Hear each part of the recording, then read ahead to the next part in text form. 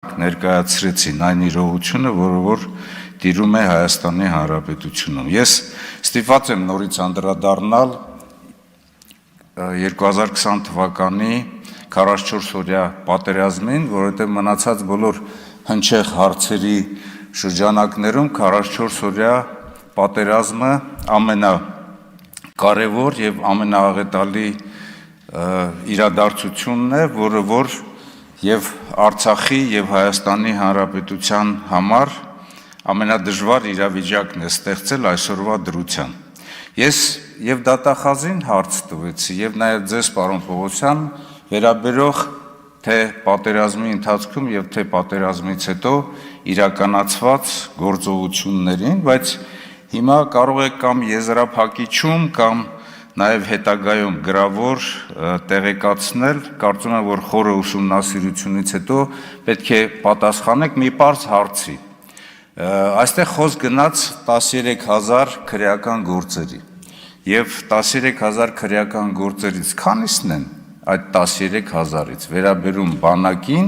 եւ քանիսն են վերաբերում մնացած բոլոր ոլորտներին, ովքեր հավասարաչափ պատասխանատվություն են կրում, թե քաղաքական, թե իրավական պատասխանատվություն են կրում Հայաստանի Հանրապետության եւ Արցախի Հանրապետության համար։ Գիտենք, որ պատերազմը քաղաքականության շարունակությունն է եւ քաղաքական ղեկավարներից, հատկապես ռազմաքաղաքական ղեկավարներից է կախված, թե ինչպես է պատերազմը սկսվում, ինչ հանգամանքներ են դրանից առաջ լինում, ինչպես վարել այդ պատերազմը, ինչ ինտենսիվությամբ գործողություններ իրականացնել, ինչպիսի պայմանների գնալ հաշտության պատերազմը կանգնեցնելու, այսինքն ինչ արտաքին եւ ներքին քաղաքականություն վարել, որպեսզի համագործակցությամբ եւ նաեւ աշխարհաքաղաքական զարգացումների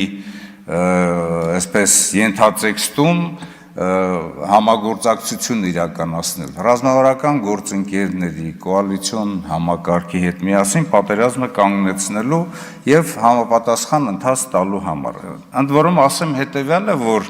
թույլ այսպես ռազմաքաղաքական ղեկավարների համար անչափ կարևոր է, որ այդ պատերազմը կամ արագ կանգնեցվի, կամ էլ գնալ հաշտության, ամեն ինչ ձեռնարկել գնալ հաշտության։ Այս իրավիճակում անչափ կարևոր է, որպեսզի մենք գնահատական տանք մեր իշխանության բոլոր թևերին, Այսինքն ինչ ռազմաքաղաքական որոշումներ են ընդունվել կառավարությունում, այսպես անվտանգության խորհրդում, ինչպես է ուսումնասիրվել ռազմական գործողությունների թատերաբեմը, ինչպիսի ուժերի դասավորվածություն կա, հակառակորդի այսպես հնարավոր գործողությունների բնույթը, նրա ուժերի դասավորվածությունը, այսինքն երկիրը ինչպես մոբիլիզացիայի ենթարկել եւ ռազմական ռելսերի վրա դնել, որպեսզի կարողանան երկիրը պաշտպանել, նաեւ կարողանան Արցախը պաշտպանել։ Այս բոլոր հարցերին պետք է պատասխան տա, ընդ որում, երբ որ պարոն Անդրանիկ Քոչարյանն ասում է, որ ստեղծվել է քննիչ հանձնաժողով եւ հարցաքննվել է երկրի ղեկավարությունը, հանձնես Նիկոլ Փաշինյանի, այդ հարցաքննվելուց հետո ինչ որոշումներ են ընդունվել։ Ի վերջո, ամեն ինչ բարդել բանակի վրա դա անընդունելի է, որովհետեւ բանակը նաեւ պատերազմի ժամանակ պետք է թիկունք ունենա, պետք է աջակցություն ունենա, պետք է համալրված լինի։ Ինչ աշխատանք է տարել օրենսդիր իշխանությունը վերահսկողության պատերազմի ժամանակ, հենց այնպես ներկայանալ, ցույց տալ, որ եկել են պատերազմի դաշտու հետ վերադառնալը, դա անընդունելի է։ Ինչպիսին է գործադիրի աշխատանքը։ Այսօր միայն բանակն ենք թիրախավորվել, համոզված եմ, որ այդ 13000 գործերից ամենաշատը, մեծ մասը, գրեթե 90% բանակին է վերաբերում, բայց բանակի իրականում գործունեության արդյունքում մենք պետք է տեսնենք հետևյալը, որ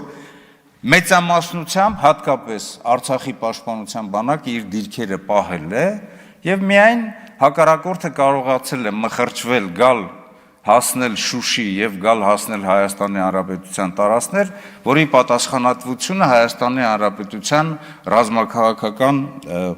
ղեկավարությանն է վերաբերում։ Այսօր միայն բանակն եք թիրախավորել։ Տեսեք, օրինակ բանակի վերջին հրամանատար, որը որ կարելի է ասել բանը բանից անցել էր, նշանակել են գեներալ Միքայել Արզումանյանին, Միքայել Արզումանյանը մինչև հիմա նստած է եւ ձերբակալված վիճակում է գտնվում, բայց ըստ էության ինքը ստանձնել է բանակի ղեկավարությունը այն ժամանակ, երբ որ ամեն ինչ արդեն ըստ գլխավոր հարվածի ուղղությամբ հակառակորդի ամեն ինչ արդեն որոշված էր։ Ինչպիսի adekvatությամբ են որոշումները ընդունվել։ Տեսեք, նույնիսկ խաղաղ պայմաններում մենք տեսնում ենք, որ երկրի ղեկավարությունը ինչպես է ինքն իրեն կորցնում, սառնասրտությունը, ինքնատիրապետումն է կորցնում։ Այսպես կարելի ասել ուղեղի մթագնման պայմաններում, եթե խաղաղ պայմաններում են այդպիսի որոշումներ ընդունում, պատերազմի ժամանակ ինչպիսին կլինի նրանց իրավիճակը, կամ էլ եթե լսում ենք երկրի ղեկավարության խոսքը, ես էլ եմ եղել այնտեղ, ինչ իմաստ ունի եւ ինչ արդյունք ունի լինելը այնտեղ, եթե դու մարտական գործողությունների ընթացքում այսպես բեկում չես մցրել։ Ինչպես է պետության մնացած բոլոր գերատեսչությունները, որոնք որ խորքում պետք է աջակցեն, պաշտպանություն կազմակերպեն, իսկ անմիջապես Հայաստանի Հանրապետության սահմաններում Ադրբեջանը ավելի է արագ բարձրացրել մեր դիրքերը, մեր ռազմավարական կետերը չունենալով ոչ մի ենթակառույց եւ ոչ մի բնակեցված բնակավայր։ Քան թե մենք մեր արժեվ ունենալով այդ բնակեցված բնակավայրերը եւ ճանապարհներ չբարձրանալով այն ռազմավարական դիրքերը, որոնք որ հետագայում հիմք են հանդիսանալու այդ նույն սահմանների ճշգրտման, սահմանազատման եւ սահմանագծման համար։ Դատաիրավական համակարգին է նաեւ խոսքս վերաբերվում, ասենք կոնկրետ ձեզ չի, պարոն Պողոսյան, բայց այնուամենայնիվ ռազմական գործողությունների ընթացքի վերահսկողության եւ օրինականության պահպանման համար գործողությունները անընդհատ պետք է ընթանան։ Այսինքն եթե պատերազմի դաշտում կան անօրինականություններ, ապա այդ տեղանքը պետք է փակվի, համապատասխան ռեժիմ իրականացվի, պետք է օպերատիվ հետախուզական միջոցառումներ իրականացվեն, արագացված քննչական գործողություններ, որովհետև անհրաժեշտ է հրամանատարին անմիջապես աջակից լինելու եւ նաեւ արտագնա դատավարական միջոցառումներ իրականացնել, որովհետև հրամանատարին չի կարելի կտրել մարտական գործողություններից, հրավիրել կենտրոններ եւ այդ դատական ուրեմն միջոցառումները իրականացնել։ Սա ես ասում եմ խնդիրներ, որոնք որ առաջին Արցախյան պատերազմի ժամանակ Արցախի ղեկավարության եւ Հայաստանի Հանրապետության ղեկավարության միջոցով իրականացվել են։ Խոսում ենք քննիչ հանձնաժողովի մասին քիչ առաջ պարոն Քոչարյանը ասաց, բայց այդ նույն քննիչ հանձնաժողովի գործառույթներից շատ-շատը պետական համակարգը ունի այն գործիքները, որոնք որ իրենք կարող են իրականացնել, քննել, բայց քննիչ հանձնաժողովը պետք է գնահատական տա իշխանության բոլոր թևերին։ Հիմա իշխանության բոլոր թևերին գնահատական տալը քիչ չի, ձգձգվում է արդեն երկար ժամանակ, բացի դրանից էլ մենք չենք տեսնում, տեսնում ենք, որ թիրախավորված է միայն բանակը։ Եվ ես կուզեի, որպեսզի պարոն Պողոսյան, որ դուք ձեր ավարտական խոսքի մեջ հետագայում նաև ասեիք, որ ասենք գնահատական ենք տվել պետությանը, հարուցված են քրեական գործեր, Հայաստան խմբակցության կողմից բազմաթիվ մի քանի ուրեմն նյութեր են կազմվել, թե անգործության, թե պետական դավաճանության, բայց այդ բոլոր գործերն էլ մնացել են այսպես օդի մեջ։ Դրա պատասխանները հանրությունը ուզում է տեսնել, ինչպես դուք եք, չէ՞ ասում, որ գնում ենք հարց են տալիս, մենք էլ ենք գնում, մեզ էլ են հարց տալիս։ Ինչու պետությունը այս վիճակի հասցված մարդիկ մինչև հիմա որևիցե մի քաղաքական կամ իրավական պատասխանատվություն չեն ստանձնում։ Շնորհակալություն։ Ագնես Ախամյան,